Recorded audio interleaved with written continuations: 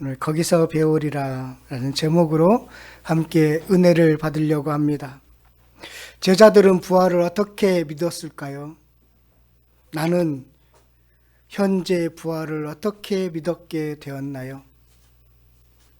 설교를 준비하면서 질문한 내용입니다. 여러분은 어떻게 부활을 믿게 되었습니까? 부활을 믿어지는 것은 가장 위대한 은혜 중에 은혜입니다. 믿음이라는 선물을 받지 않고는 이 부활을 믿을 수 없기 때문입니다. 인간의 이성으로는 불가능합니다. 인류 역사상 완전히 죽었다가 다시 사셔서 지금 영원히 사시는 분은 단 한 분, 예수 그리스도밖에 없기 때문입니다. 예수님 부활을 처음 접한 제자들이나 주변 사람들의 반응은 처음에는 비슷했더라고요. 그러나 어느 한 지점에 이르러서 두 분류로 극명하게 갈라집니다. 7절의 말씀이 갈라지는 포인트입니다. 가서 그의 제자들과 베드로에게 이르기를 예수께서 너희보다 먼저 갈리로 가시나니 전에 너희에게 말씀하신 대로 너희가 거기서 배우리라 하라 하는지라. 먼저 갈릴리에 가신 예수님이 제자들을 만난 거기서가 갈라지는 지점입니다. 제자들은 거기서 부활신앙으로 새롭게 무장하게 됩니다. 예나 지금이나 부활을 현실로 일어나면 안 되는 사람들이 있습니다. 예수님 당시에는 대제사장이며 바리새인들이며 총독과 같은 권력자들이었습니다. 지금은 성경을 신화로 여기는 많은 사람들, 그런 사람들은 성경에서 말하는 부활은 일어나면 안 되는 것입니다. 왜냐하면 죽음 이후에 삶이 있고 심판이 있어서는 안 되기 때문입니다. 그래서 예수의 부활은 그냥 그리스도인들만 믿는 신화로 여기고 싶은 사람들이 지금도 있습니다. 예수님이 사역하시면서 말씀하신 대로 살아나시면 안 되는 그런 사람들이 있습니다.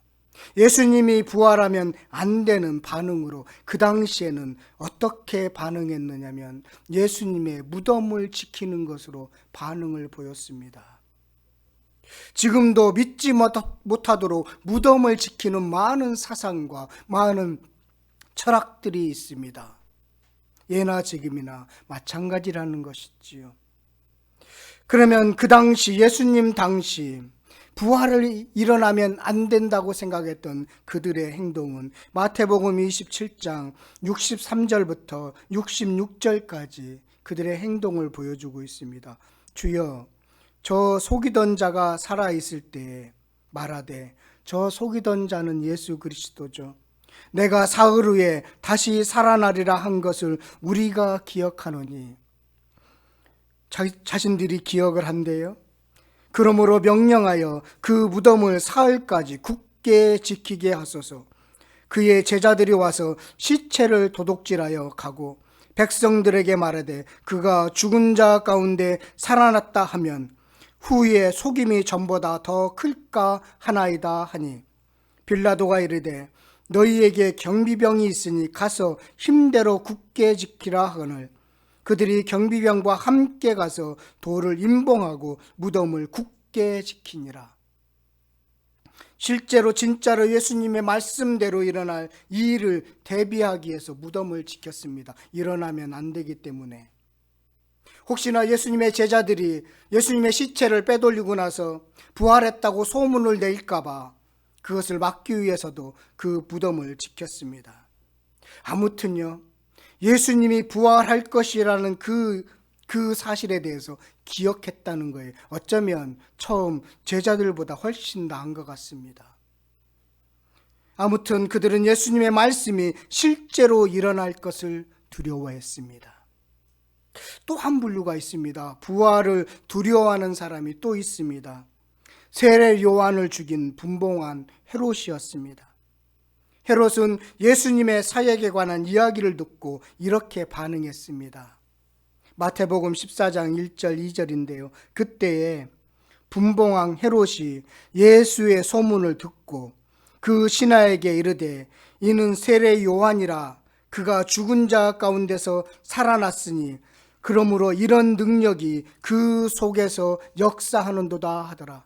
예수님의 사역을 보고 기적과 이적이 일어났다는 이야기를 듣고 자기가 죽인 세례 요한이 부활했구나 라고 반응했습니다.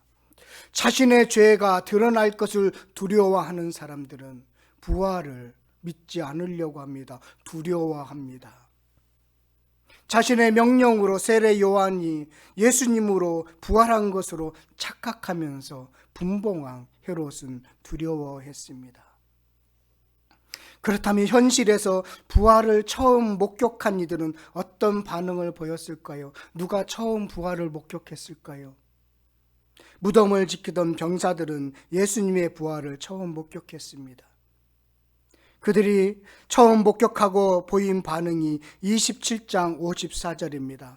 백부장과 및 함께 예수를 지키던 자들이 지진과 그 일어난 일들을 보고 심히 두려워하여 이르되 이는 진실로 하나님의 아들이었도다 하더라. 그는 심히 두려워했습니다. 부활하신 예수님을 하나님의 아들이라고 했습니다. 부활은 신만이 할 수 있는데 진짜 예수님은 신이었구나 라는 그런 표현입니다. 하나님의 아들은 하나님이잖아요. 부활을 믿지 못하는 이들에게 예수님의 부활은 두려운 일이었습니다. 한 번도 경험하지 못한 엄청난 일이었기 때문입니다. 이런 표현을 해도 되는지 모르겠지만 여러분, 그런 어떤 귀신 영화 보면 귀신이 나타나면 두려워하잖아요. 이 영이 나타나면 죽었다고 생각했던 사람의 영이 나타나면 두려워할 수밖에 없겠지요. 그런 두려움도 있습니다. 그런데 제자들도 처음에는 이들과 별반 차이가 없었습니다. 제자들은 예수님의 부활에 어떤 반응을 보였을까요? 처음에는 무서워하고 두려워했습니다. 마리아를 비롯한 여제자들이 또 베드로를 비롯한 남제자들 사이에 미묘한 차이는 있지만 다 두려워했습니다. 오늘 8절 말씀 보면 여자들이 몹시 놀라 떨며 나와 무덤에서 도망하고 무서워하여 아무에게 아무 말도 하지 못하더라. 너무 무서우면 말을 못하지요. 너무 무서웠다는 것입니다. 도망했습니다. 아무 말도 하지 못할 정도로 무서워했습니다. 그들이 예수님의 십체가 없어진 그 사실을 보고 말씀을 기억한 것이 아니라 먼저 두려워하고 무서워했다는 것입니다. 남자들은 어땠을까요? 남제자들은 어떻게 했을까요? 두려워했지만 약간의 행동은 다릅니다. 마리아와 막달라가 예수님의 시신이 없어졌어요 라고 그렇게 베드로에게, 제자들에게 전했습니다. 그랬더니 베드로와 요한이 무덤으로 달려갔습니다. 그리고 예수님의 시신이 없고 이렇게 세마포만 남겨져 있는 것을 보게 되었습니다. 무덤 안에 시신이 없다는 것을 확인하고 그들의 이후의 행동이 뭘까요? 집으로 돌아옵니다. 누가복음 24장 12절에 베드로는 일어나 무덤에 들어가서 굽으러 들여다보니 세마포만 보이는지라 그 된 일을 놀랍게 여기며 집으로 돌아가니라. 집으로 돌아가 뭐 했지요? 숨었습니다. 어쩌면 자신들이 예수님의 시신을 훔쳤다는 오해를 받을까봐 그런 의미도 있는 것 같습니다. 그에 대한 염려도 있었던 것 같아요. 그래서 문을 잠그고 숨었습니다. 앞으로 제사장들과 바리새인들이 자신들을 박해할 것에 대해서 두려워했습니다. 그래서 숨었습니다. 제자들은 평안을 빼앗겼습니다. 그래서요, 부활하신 예수님이 제자들이 모여있는, 숨어있고 문을 잠겨져 있는 그곳에 나타나셔서 첫 번째 한 말이 너희에게 평안이 있을지어다 라고 하신 이유가 여기에 있습니다. 시신이 없어진 것에 대해서 예수님이 부활했다라기보다는 그들은 먼저 찾아온 것이 두려움이었습니다. 앞으로 더 심해질 박해에 대해서 두려워했던 것이죠. 그래서 예수님이 나타나신 그 모습을 어떻게 했죠? 영으로 생각했다는 거예요. 육신의 부활이 아니라 영으로 생각했다는 것입니다. 그래서 어떤 제자들은 다시 고향으로 엠마오로 떠나기도 했습니다. 제자들은 예수님의 부활을, 시신이 없어졌다는 사실을 그렇게 목격하고 문을 잠그고 숨었던 것입니다. 예수님이 미리 말씀하셨죠. 사흘 후에 부활하겠다고. 당국자들도, 제사장들도 기억하고 있는, 바리새인들도 기억하고 있지만 제자들은 그것을 기억하고 있지 못한 것입니다. 믿으려고 하지 않았습니다. 또한 천사가 그 청년이라는 천사인데요, 여인을 통해서, 그 제자들을 통해서 한 말의 진리를 알아보려고 하지도 않았습니다. 부활하신 예수님이 갈릴리로 갈 것인데 거기서 너희들을 뵐 것이라고 말했습니다 라고 분명히 전했습니다. 만약 정말로 제자들이 부활을 실제적으로 믿었다면, 그 예수님의 말씀대로 기억하고 그대로 될 것이라고 믿었다면 그들은 말씀하신 대로 갈릴리로 갔어야 되는 것입니다. 문을 잠그고 숨는 것이 아니라 그 문 밖으로 나와서 갈릴리로 갔어야 되는 것이지요. 거기서 배우리라고 분명히 말씀하셨기 때문입니다. 그래서 부활하신 예수님은 숨어 지내는, 문을 잠그고 숨어 있는 그들에게 또다시 한번 나타나지 않습니까? 도마는 믿을 수 없다고 해서 그 자리에 또 한번 나타나시지요.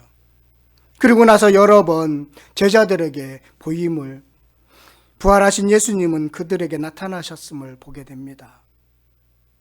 자꾸 이렇게 나타나니까 무서움과 두려움은 조금 줄어들었지만 부활신앙은 갖지 못했던 것으로 보입니다. 그렇다면 언제 제자들이 부활신앙으로 재무장되었을까요? 7절의 말씀입니다. 거기서 배우리라가 실제로 일어난 사건입니다. 제가 벌써 부활주일 개척하고 나서 11번째 절기설교를 하잖아요. 이번 부활절은 어떤 말씀을 전해야 되는가라고 이렇게 묵상하는 중에 거기서 배우리라 이 말씀이 딱 눈에 들어왔습니다. 거기서 배우리라. 그 말씀을 묵상하는 중에 받은 은혜를 함께 나누려고 합니다. 거기서 배우리라. 거기서라는 단어가 늘 이 마음에 꽂혔어요. 거기서는요, 말씀대로 이루어진 약속의 장소입니다. 예수님이 말씀하신 대로 거기서 뵙게 됩니다. 거기서가 요한복음 21장의 내용입니다. 갈릴리 바닷가입니다. 7명의 제자들이 일상으로 돌아간 곳입니다. 평범한 삶으로 돌아간 자리입니다. 제가 왜 거기서 배우리라고 하기 전까지 제자들이 부활을 온전히 믿지 못했느냐라고 그렇게 확신하는 이유가 여기에 있습니다. 평범한 자리로 돌아가서 밤새 수고했지만 거둔 것이 함도 없는 그런 자리였습니다. 실패의 자리죠. 그 실패의 자리가 천사를 통해 말씀하신 대로 거기서입니다. 예수님은 먼저 가서 기다린 장소이기도 합니다. 말씀대로 먼저 가셨죠. 거기서 밤새 수고한 제자들을 위해서 손수 물고기를 손질해서 조반을 마련해 줍니다. 말씀대로 그대로 예수님은 행하셨습니다. 제자들은 말씀을 믿지 않았지만, 천사를 통해서 거기서 배울 것이라고 말씀하시지 않았지만, 그러나 예수님은 말씀대로 그대로 행하셨습니다. 우리가 어떻게 부활을 믿을 수 있는가요? 말씀대로 성취되었다는 것을 믿는 것입니다. 성경 말씀대로 믿는 믿음에서 부활신앙을 갖게 됩니다. 말씀을 믿는 수준에 따라서 약간의 차등은 있습니다. 차이는 있습니다. 그런데 성경에 기록된 이 부활의 사건을 믿어진다면 그것이 바로 진정한 믿음입니다. 내가 믿고 싶어서 믿어지는 게 아니라 믿어지게 해서 믿게 되는 것입니다. 나에게 조건이 없습니다. 먼저 갈릴리에 가셔서 기다리시는 예수님이 있었기에 제자들이 거기서 뵙는 것처럼요. 여러분들 오늘 이 아침에 그런 믿음 꼭 가지시기를 바라겠습니다. 아직 가지시 못했다면 그런 믿음 달라고 기도하시기를 바랍니다. 그래서 거기서는요, 섭리의 자리예요. 섭리의 자리. 제자들은 부활하신 예수님을 만난 것으로는 믿지 않았죠. 처음 자리로 돌아왔을 뿐입니다. 어쩌면 이런 생각이 들었습니다. 잠시 우리가 꿈을 꾸었네. 이제는 그 꿈을 접고 일상으로 돌아가세. 예수님을 통해서 큰 일이 일어날 줄 알았는데 아무것도 일어나지 않았네. 다시 일상으로 돌아가세. 물고기 잡는 어부가 되세. 낙담한 현실로 돌아왔습니다. 그런데 그 현실이 주님이 계시는 그곳이었습니다. 모든 것이 하나님의 섭리 가운데 있었던 것입니다. 하나님의 섭리입니다. 우리는요, 현실에 하루하루 살지만 그 현실에서 부활의 주님을 만나게 하십니다. 우리는 주어진 환경에 적응하면서 살지만 그 현실은 섭리 한가운데에 있습니다. 그래서 부활의 주님을 늘 만나도록 섭리 가운데 우리의 삶을 주관하고 계십니다. 여러분들의 삶의 현실, 거기가 거기서입니다. 또 한 가지 이렇게 묵상하는 중에 거기서는 진정한 변화가 일어나는 자리구나. 거기서 베드로가 변하고 제자들이 변했습니다. 거기서 변화된 제자들은 다시 예루살렘으로 올라갑니다. 문을 잠그지 않습니다. 이제는 광장으로 나와서 말씀을 전합니다. 사도행전을 쓰게 하십니다. 성령을 받아서 능력 있는 복음의 전도자가 됩니다. 이것이 주님이 말씀하신 대로 거기서 일어난 사건입니다. 이것이 부활신앙입니다. 지금도 부활을 믿는 방법은 여러분 동일합니다. 성경에 기록된 부활의 증거를 믿는 것입니다. 우리는 눈으로 부활하신 예수님을 보지 못했습니다. 그런데 믿을 수 있는 것은 그 말씀이 선포하기 때문에, 믿어지기 때문에 믿는 것입니다. 부활신앙은 산자의 하나님을 믿는 것입니다. 산자의 하나님, 아브라함의 하나님, 이삭의 하나님, 야곱의 하나님. 아브라함도 살아있고 이삭도 살아있고 야곱도 살아있어서 산자의 하나님, 그 하나님을 믿는 것입니다. 여러분, 부활신앙을 가진 자에게 나타나는 이 변화, 이것이 진정한 부활신앙입니다. 여러분, 부활신앙을 가지면요, 두려움이 줄어듭니다. 근심과 걱정을 주님께 맡기게 됩니다. 염려를 주님께 맡기게 됩니다. 부활신앙을 가지십시오. 죽음조차 두려워하지 않는 부활신앙으로 새롭게 무장하십시오. 부활신앙으로 거듭나지 않으면 여러분, 현실에서 한 발자국도 앞으로 나가지 못합니다. 늘 현실에 매여 있습니다. 예수님의 부활을 믿지 못했던 제자들의 모습처럼 숨어 지낼 수밖에 없습니다. 두려워하고 무서워하게 되어 있습니다. 그 제자들이 거기서 진정으로 부활하신 예수님을 온전히 믿게 되었을 때 변화되었던 것처럼 그런 부활신앙 저와 여러분 꼭 가지시기를 바라겠습니다. 그 부활신앙으로 무장하시기를 바라겠습니다. 죽음조차 두려워하지 않는 부활신앙으로 꼭 무장하시기를 바라겠습니다. 오늘 말씀 이렇게 적용하고 싶은데요. 여러분들의 거기서는 어디입니까?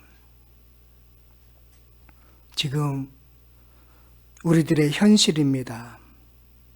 늘 제자리와 같은 삶의 현실입니다. 조금 좋아진 것 같았지만 다시 제자리로 돌아오는 것 같은 느낌이 드는 그런 현실입니다. 주님의 말씀대로 그 현실은 하나님의 섭리 아래 있고 거기서 부활하신 주님을 여러분 꼭 보시기를 바랍니다. 믿으시기를 바라겠습니다. 부활신앙을 갖지 않으면 현실에서 한 발도 앞으로 나가지 못합니다. 이번 주 제가 깨달은 한 문장입니다. 부활신앙을 갖지 못하면 현실에서 한 발자국도 나아가지 못하는구나. 저와 여러분 한 발짝을 뛰는 은혜가 있기를 간절히 바라겠습니다.